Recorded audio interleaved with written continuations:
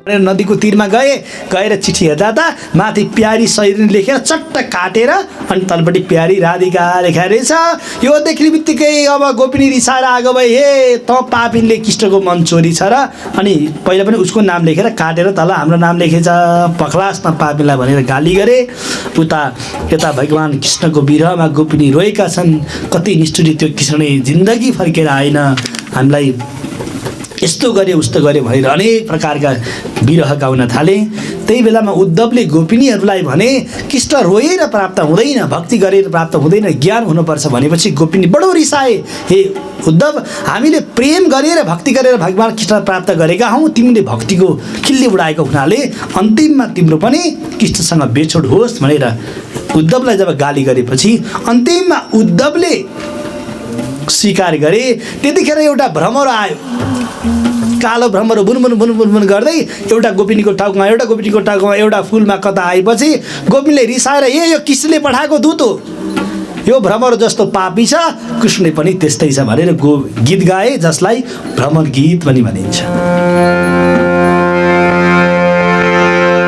गोपिनीले भन्दछ, मधुपकित भवन्द मां प्रिसाग्रीं सपत्न्या कुचविलुलितमाला कुङ्कुममश्रुभिर्न बहतु मतिपतिस्तन्मानिनीनां प्रसादं यदु सदसि विडम्यं यस्य दूतस्तमिदृक्।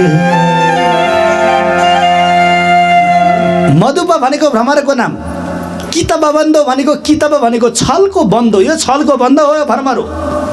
किन? त्यो कृष्ण जस्तै पहिला हामीलाई बच्चामा माया लगायो, अहिले बिर्सिन नसक्ने भए पनि छोडेर गयो, भ्रमर त्यस्तै छ। रस छौन्जेल फुलमा रस चुस्छ, रस सकेपछि छोडेर हिँड्छ, यो भ्रमर कृष्णको साथी हो, दूत हो भनेर त्यो विरहमा, प्रेमको विरहमा भ्रमर आउँदा पनि गाली गरे। कुनै मान्छे उनलाई धेरै माया गर्ने मान्छेले अलिकति गलत बुझ्यो भने कति रिसाउँछ नि, रुन्छ नि, मान्छे रुँदै गाली गर्छन् नि। यदि पनि बुझेन मैले के गरेँ कसो गरेँ भनेर पहिलाका यादहरू सम्झिँदै मान्छे जति रुन्छ। यहाँ गोपिनीले त्यही भने, अझ अगाडिको श्लोकमा के भनेका छन् भने, खगा वित्त फलम भिक्षम भुक्षा चाहते थियो गृहम अरे। जसरी जङ्गलमा आगो लागेपछि चराले त्यो गुण छोडेर भाग्छन्, कृष्णले त्यस्तै गर्यो। विद्या अध्ययन गरेपछि शिष्यले गुरुलाई छोडेर अन्तै शिक्षा जान्छन्, त्यस्तै गर्यो। अनि जङ्गल लागेपछि मृगले त्यो वन छोडेर अन्त जान्छन्, त्यस्तै गर्यो आज यो कृष्णले। हे कृष्ण, कृष्ण भन्दै बडो गोपिनी बडो रहे। अन्तिममा भगवान् श्रीकृष्णसँग भेट्नको लागि उद्धव त्यहाँबाट फर्केर आउनुभयो। उद्धवले फर्केर आइसकेपछि भगवान्सँग एउटा कामना गर्छन्, कृष्ण भगवान्, मलाई मुक्ति पनि चाहिएको छैन, मलाई अरू केही पनि चाहिएको छैन, मलाई कुनै लोक चाहिएको छैन, एउटा आशा माग्छु तपाईँसँग भनेर आशा माग्छन्। त्यो के भने, आशा मोहो चरणेण जुषामहं श्याम वृन्दावने किं विगुल्म लतौ सधीनाम। मलाई जीवनभर अरू केही चाहिएको छैन, वृन्दावनमा गोपिनीहरू नाच्ने, गोपिनीले कुल्चिने त्यो पाउको धुलो बनाएर पठाइदिनुहोस्, अथवा किमपि गुल्म लतौ सधीनाम। अरे गुल्म भनेको त्यो गुन्जाहरू अनि लता भनेको लहराहरू, वृन्दावनको एउटा लहरा र पात बनाएर पठाए पनि हुन्छ, अरू मलाई केही चाहिँदैन भने त्यो गोपिनीको भक्तिबाट त्यति प्रभावित भए उद्धव। त्यस्तो प्रेम गर्थे गोपिनीहरू, आफ्नो शरीरलाई भन्दा बढी भगवान् श्रीकृष्णलाई प्रेम गर्थे। यता गोपिनीले कृष्णलाई सम्झिरहेर बसिरहेका छन्। भगवान् कृष्णले अब यता लीला गर्न थाल्नुभयो। भगवान् कृष्ण अक्रूरजीको घर जानुभयो, भेट्नुभयो, अक्रूरलाई पनि सान्त्वना दिनुभयो र भगवान् त्यहाँबाट हस्तिनापुरतिर गएर आफ्नो 5 पाण्डवहरूलाई रक्षा गर्नको लागि जानुभयो। यसै क्रममा भागवतको 49 अध्याय पूर्वार्ध सकियो। उत्तरार्धको 50औं अध्यायमा गएर भगवान् श्रीकृष्ण परमात्माका मामा भएका कंसका 2टी श्रीमती थिए, अस्ति र प्राप्ति। ती अस्ति र प्राप्ति गएर उनको बाबुको नाम चाहिँ जरासन्ध सँग गएर रुन थाले, बाबा तपाईँको ज्वाइँलाई मार्यो पापी कृष्णले भन्दै जरासन्धले एउटा चिठी लेखेर पठायो, हे कृष्ण तैँले मेरो ज्वाइँलाई मारिस अरे, त मर्न तयार भएर बस भनेर पठायो। 50,30,000 सेना लिएर एकैचोटिमा 50,30,000 सेना लिएर जरासन्ध युद्ध गर्न भनेर आयो। भगवानले जरासन्धको सबै सेनालाई जय सीताराम पारिदिनु भयो। ल हेर्नुहोस्, यस्तो प्रकारबाट जरासन्धको सेना सब मरेपछि भगवान त्यहाँबाट भागे जस्तो नाटक गरेर माथि जानुभयो। जरासन्धको पालो तल प्रहसन नाम गरेको पर्वतमा गएपछि आगो लगाइदिएका थिए। भगवान त्यहाँबाट हाम फालेर अब अन्तै जानुभयो, आगोले छोए। अब भगवान कृष्ण एक दिन बसिराख्नु भएको थियो। त्यही बेलामा आफ्नो घरमा बसिरहनु भएको बेलामा भगवान श्रीकृष्ण र परमात्मालाई अर्को एउटा चिठी आयो। त्यो चिठी प्रसङ्ग के भनिबख्ला भने अब एउटा प्रेम पत्र प्राप्त हुन थाल्यो। उता जरासन्ध नाम गरेका राजाका ती सेनाहरूले, थुनिएका राजाहरूले पनि भगवानलाई चिठी पठाए। अब आपत पर्यो, कता चाहिँ जाने त, कता जाने त? पहिला युधिष्ठिरकोमा जाने कि यताकोमा जाने भनेपछि भगवान कृष्ण र परमात्मा जाने निर्णय गर्न लाग्दै हुन्थ्यो। त्यही बेलामा एउटा कालयवन नाम गरेको तिनै दैत्यले चिठी लेखेर पठायो। कृष्ण, तैँले मेरो मित जरासन्धको सेना मारिसहरूले मर्न तयार भएर बस भनेपछि 9 करोड सेना लिएर कालयवन अब दरबारतिर आयो। कृष्णलाई युद्ध गर्न भनेर आयो। हेर्नुहोस्, यसरी युद्ध गर्न भनेर आएपछि भगवान श्रीकृष्ण र परमात्माले यस्तो मास्तिर हेर्नुभएको, माथिबाट एउटा विमान, 2टा विमान आयो। एउटामा हलो थियो, एउटामा सुदर्शन चक्र भएको विमानमा भगवान कृष्ण बसे, हलो भएकोमा बलराम बसे। हलोले तान्ने, मुसलले ठोक्ने, उता भगवान कृष्णले सुदर्शन चक्रले काट्ने गरेर 9 करोड सेना जति जय सीताराम पारेपछि नारदले गएर सिकाएका थिए। त्यो कृष्णले युद्ध गर्छ अनि सकेन भने भागेर हिँड्छ, तर नछोड्नु।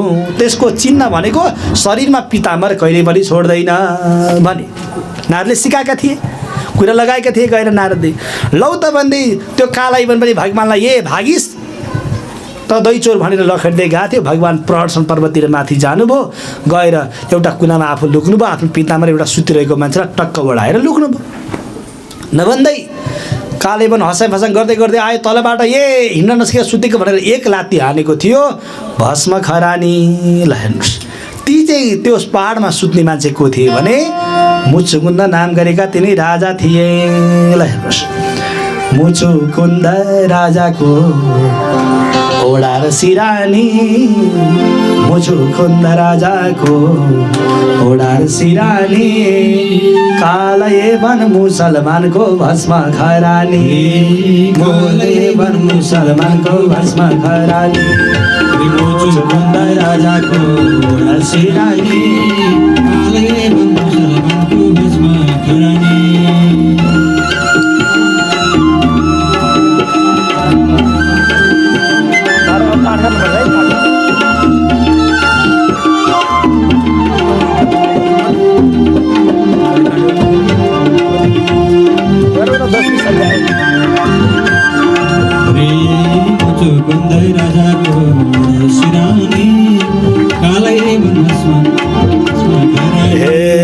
मुचुकुन्द राजाको ओडार सिरानी, कालयवन मुसलमानको भस्म खरानी, कालयवन मुसलमानको भस्म खरानी, हरि कालयवन मुसलमानको भस्म खरानी।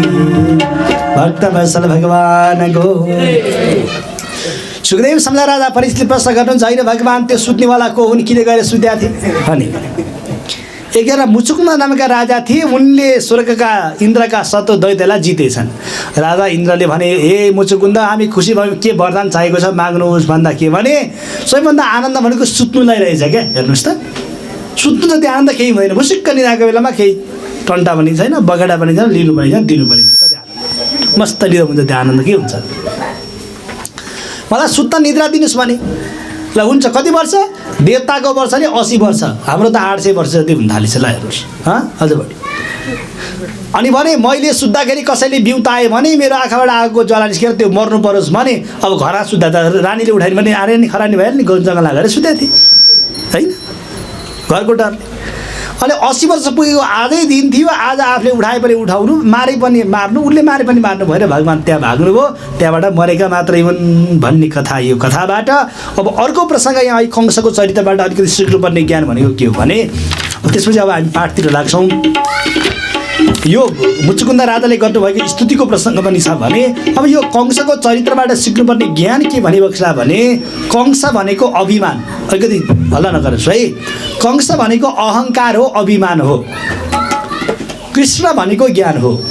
जब अहङ्कार स्वरूप भएको जीवले कृष्ण स्वरूप आत्मतत्त्वलाई चिन्दैन अनि अत्याचार गर्छ, हाकार गर्छ, हुकार गर्छ, त्यो अहङ्कार नाम गरेको जीवको साथीको हुन्छ भने पुतना हुन्छन् जो शरीरलाई मात्रै ठुलो मान्छे ठान्छन्, तृणावर्त हुन्छन्, म जे पनि गर्न सक्छु भन्ने अभिमान बोकेका मान्छे हुन्छन्। उनको साथमा चारुनुको मुष्टि, कुबेला पीठ यस्ता जति पनि दुष्ट छन्, पाप छन्, छल छन्, कपट छन्, अनि मद छन्, मात्सर्य छन्, रिस छन्, क्रोध छन्, सबै उसका साथी हुन्छन्। अहङ्कारीको साथी भनेको सबै नराम्रो मात्रै हुन्छन्।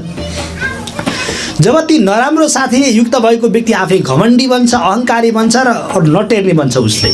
उसले अरूलाई मार्न, काट्न, जे गर्न पनि पछि पर्दैन। त्यस्तो मान्छेलाई कंस स्वरूप भएको त्यो जीवलाई कृष्ण स्वरूप आत्मज्ञानले मुक्ति हुन्छ भन्ने यसको मुख्य अर्थ हो। अब यहाँ वसुदेव र देवकी 7वटा ढोकाभित्र बस्छन् भनेको तात्पर्य के हो भने वेदान्त श्रवण गर्नको लागि 4वटा अधिकारी हुनुपर्छ। त्यसलाई वेदान्त प्रारम्भमा 4वटा अधिकारी हुनुपर्छ भन्छ। हेर्नुहोस् है, वेदान्त श्रवण गर्नको लागि ती 4वटा अधिकारी भनेको अन्तःकरण शुद्धि हुनुपर्छ। मन, बुद्धि, चित्त र अहङ्कार जब व्यक्तिमा पखालिँदै जान्छ त्यो व्यक्ति बल्ल ज्ञानीको स्वरूपभित्र पर्दछ, त्यो अर्थ। अब यहाँ 7वटा ढोकाभित्र देवकी र वसुदेव भनेको तात्पर्य ज्ञान प्राप्त गर्नको लागि 7वटा भूमिका हुन्छन् भनेर वेदान्तले व्याख्या गरेको छ। अब यो 7वटा भूमिका मध्येमा अब वेदान्तको पारिवारिक शब्द हजुरले बुझ्न अलिकति गाह्रो हुन्छ, सजिलो भाषामा भन्छु। सबैभन्दा पहिला जिज्ञासा प्राप्त हुनु पर्यो, जसलाई एउटा मुमुक्षत्व भनिन्छ। मुमुक्षता, यस्तो ज्ञान प्राप्त गर्न पाए हुन्थ्यो भन्नु पर्यो। अनि तदारुकता हुनु पर्यो, म ज्ञान प्राप्त गर्नको लागि इच्छा मात्र भएर भएन, कर्म पनि त गर्नु पर्यो। प्रयास हुनु पर्यो, पहिला सङ्कल्प हुनु पर्यो, सङ्कल्प भएपछि प्रयास हुनु पर्यो, अनि प्रयास भएपछि बल्ल त्यो कर्म हुनु पर्यो। जब त्यो कर्म प्राप्त हुन्छ त्यसपछि अनि आफूभित्र फेरि त्यहाँ पुगिसकेपछि प्रयास गर्दा काम गर्दै गर्दा पहिला आफूमा अभिमान आउँछ। फेरि अब म त पुगिहालेँ, अब त भइहाल्यो, अब मैले सकिहाल्छु भन्ने अभिमान तुरन्त आउँछ। त्यो अभिमान अहङ्कारलाई पहिला हटाउनु पर्यो। अब अभिमान अहङ्कार हटिसकेपछि अब काम आरम्भ हुन्छ, सुरु हुन्छ। अब सुरु भएको अवस्थामा भने ईश्वरार्पण गर्दै त्यो बुद्धिलाई निश्चयात्मिका बुद्धि, लामो समयसम्म यस्तै गर्छु भनेर बुद्धिलाई स्थिर राख्नु पर्यो। त्यति स्थिर राखेर अगाडि बढिसकेपछि अनि आउने बाधा व्यवधानले पनि तपाईँलाई छुन सक्दैनन्। अनि त्यो ताला फोर्नुको अर्थ हो ज्ञानको 7वटा भूमिका पार गरेपछि अनि मात्र भगवान् कृष्णलाई देवकी र वसुदेव भेट्न पाउँछन् भनेको तात्पर्य व्यक्तिभित्र 7वटा प्रक्रिया यानि कि प्रयास, आउने अवरोधहरू, बाधाहरू, अडचनहरू, तपाईँको एउटा निश्चयता भावहरू, यस्तो प्रक्रिया पुरा गर्दै गर्दै गइसकेपछि बल्ल कृष्णलाई भेट्न पाउँछन् भनेको तात्पर्य नै 7वटा ढोकाभित्र ताला लगाएको छ भन्नुभयो। सुन्नुहोस्, अब जसरी वसुदेव र देवकी झारखण्डमा परेका छन्, हामी पनि त्यही झारखण्डमा परेका छौँ अहिले। ए देवकी वसुदेव झारखण्डमा परेका छन् भने म कन्न पर्यो, तपाईँ पनि झारखण्डमा त हो नि। त्यहाँ फलामको साङ्गोल लाछ, तपाईँ पनि यहाँ फलामभन्दा डेन्जर साङ्गोल लाछ। फलामको साङ्गोलले त बरु फलामले काट्न सक्छ, तर त्यो मायाको साङ्गोलाई कसले काट्ने? ओहो, कम गाह्रो छ। लामो रहेछ मायाको डोरी, छोटो रहेछ मानव जीवन। यहाँ पनि भजन छ, भजन त प्रत्येक पलमा निस्किन्छ नि, निकाल्ने भए के छ। हेर्नुहोस् त, मायाको डोरीलाई काट्न सकिँदैन, बरु फलामको डोरी छिन्छ, मायाको डोरी छिन्दैन। त्यो मायाको डोरी भनेको बन्धन हो। जब हदगडी र नेल खुल्छ, भगवान् कृष्णको जन्म हुँदा भनेको थियो नि हिजो, कृष्ण जन्मिने बित्तिकै वसुदेव र देवीको हदगडी कसरी खुल्छ? त्यो कथामा त अनुभव हुँदैन। काहीँ पारा फलाम बच्चा जन्मिदिकै छुट्छ त काहीँ पारा। त्यो भनेको तात्पर्य कृष्ण आएपछि अब सबै बन्धन टुट्यो, तपाईँको अब दुःख टुट्यो, दरिद्र टुट्यो, सबैको अब सुख प्राप्त भयो, आनन्द प्राप्त भयो भन्न खोजेको बुझ्नु पऱ्यो। यसको यसले दिने खोजेको सिम्बोलिक मिनिङ चाहिँ के हो भने, यसको प्रतिबिम्बात्मक अर्थ के हो भने कृष्ण प्राप्त भइसकेपछि अब दुःख, दारिद्र्य, तापहरू सबै हट्छन्। त्यसको लागि 7वटा भूमिका पुरा गर्नुपर्छ भन्न खोजेको नै वसुदेव देवकी 7वटा ढोकाभित्र थुनिएका छन् भन्नु नै हो। जसरी उनीहरू झारखण्डमा थुनिएका छन्, हामी पनि घर नाम गरेको झारखण्डमा, संसार नामको झारखण्डमा थुनिएका छौँ। उसलाई कंसले बनाउन पारे चाहिँ हामीलाई पनि इष्टमित्रले नजानी त्यो तरिकाबाट परिवारले सम्मान दिएर हामीलाई झारखण्डमा राखेका छन्। हेर्नुहोस्, श्रीमानले श्रीमतीलाई घरको गृहमन्त्री भनेर सबै काम जति उनलाई लदाएका छन्। भन्ने बेला गृहमन्त्री काम जति बढी श्रीमतीले गर्नुपर्छ हो कि भन्नुहोस् त। गृहमन्त्री अरे भन्ने बेला गृहिणी, ल घरको मालिकिनी अरे, मालिकले भाइ काम गर्नु पर्थ्यो भन्ने बेला गृहिणी अरे, गर्ने बेला यति सबै काम गर्नु पर्यो। ल हेर्नुहोस् त, त्यो गृहिणीको उच्च पद देखेर काम लगाएको छ नि।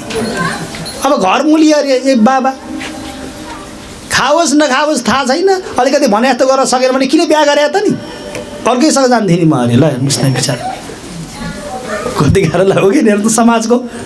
हाम्रो घरमा नभन्नु होला तर बाहिर छ कि छैन यस्तो कुरो भने उच्च सम्मान दिएर बन्धनमा पार्ने काम, झ्यालखाना पार्ने काम अहिलेको परिवार समाजले पनि गरेको छ। हरि शरण भने कंसले झ्यालखानमा थुनेको चाहिँ संसार पनि हाम्रो लागि एउटा झ्यालखान हो। जबसम्म झ्यालखानबाट बाहिर आउन सकिँदैन भने फेरि सजिलो के छ भने त्यो झ्यालखानमा चाबी अरूको हातमा हुन्छ, यो झ्यालखानमा चाबी आफ्नै हातमा हुन्छ फेरि। तर यति मात्रै हो, चाबीको नम्बर चाहिँ मिलाउन सक्नुपर्छ। बुझ्नु खोजेको कुरा यति मात्र हो कि संसारमा चाबी आफैसँग छ, तर त्यो चाबीको जब जुन लकवाला हुन्छ नि त्यो लकको नम्बर मिल्यो भने चाबी खुल्छ, बन्धन मुक्त भयो। लक मिलाउन जानिएन भने आखिर बन्धनको बन्धनमै परियो। यसकारण चाबी मिलाउने प्रयास गरौँ। अलिकति चाबी मिल्ने बित्तिकै त्यो ढोका खुल्छ, झ्यालखानाको गेट खुल्ने बित्तिकै अनि खोलौँ खुला।